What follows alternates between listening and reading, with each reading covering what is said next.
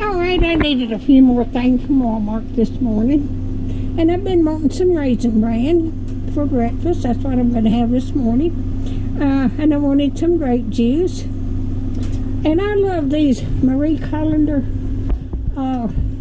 sweet and sour chicken. And I got 4 of those. I've been eating one of them every day. And I've been wanting some shrimp. So one day I'm going to have shrimp and make me some green beans and mashed potatoes one day. And I've been wanting some more baked beans. So I've got 2 of these to make baked beans. And I've got some potatoes. I like to fry potatoes and onions together. So that's what I got this morning. Not much, but that's all I needed. If y'all like my videos, just like, share, and subscribe, and hit that little bell when you want to be notified when I got another video coming out.